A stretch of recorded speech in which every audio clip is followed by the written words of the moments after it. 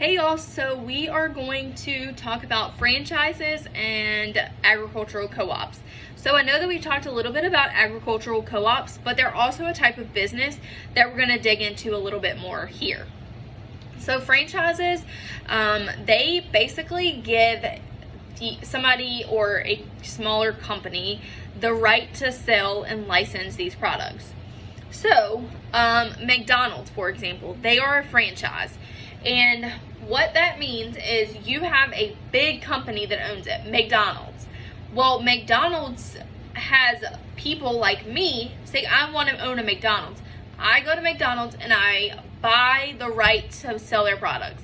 And I have to pay them a percentage of what I make so that I can own a McDonald's. Well, I own a McDonald's here in Victoria. Well, they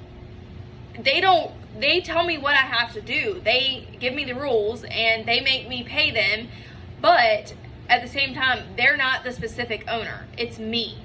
So they basically give you or somebody the right to sell at a specific location.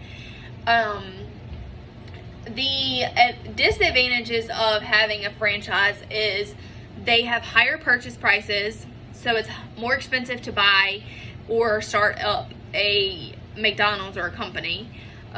You have to pay them a percentage of your yearly sales, and you have to pay fees to that big company.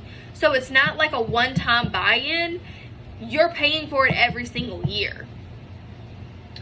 And they have to follow the rules and regulations set by that big company. So say I decide that I want to open up, say I decide that I want to open up Miss Smith's Cafe. Well, I am the one who has to buy that company. Well, typically it's cheaper because I'm not having to pay somebody part of my money that I'm making, plus paying them yearly fees. And I get to set what rules and regulations that I have. So I could have my own COVID rules, whereas if I decided that I wanted to buy McDonald's, I have to pay them to buy this business, and I have to pay them what I make, and I have to pay them fees, plus they have to tell me what I can and can't do. They set the rules for COVID, not me. So with that being said, franchises are not the smartest way to go into business. Some other stores that you all may be familiar with are like Ace Hardware or Southern States or Food Lion. Food Lion is a franchise. Dollar General. So it's pretty much companies that are big and everywhere. But again, a franchise is owned by one person who has bought into that company. So now let's talk about ag co-ops and how they are a type of business. They are owned and operated by its members, like we talked about. They are not organized to make profit, but they are designed to help members get the best prices. So the advantages include there's voluntary membership. They're open to all willing responsibilities of memberships. One member gets one vote in the company, and co-ops help other co-ops. So it's not like we're competing against one another. We're friends and we're trying to help each other out. Whereas Food Lion and Dollar General are competition.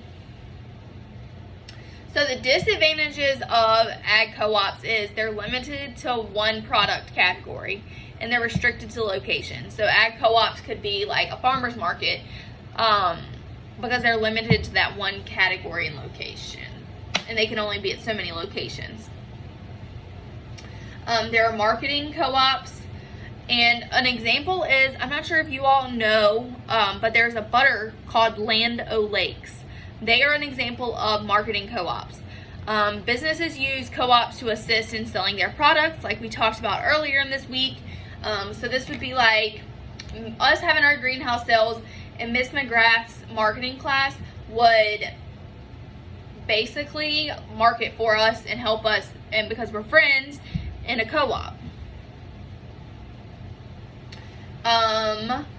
There are also different types, like there are other different types of co-ops, but You just need to know the idea of co-ops. We're not going to dig too deep into that.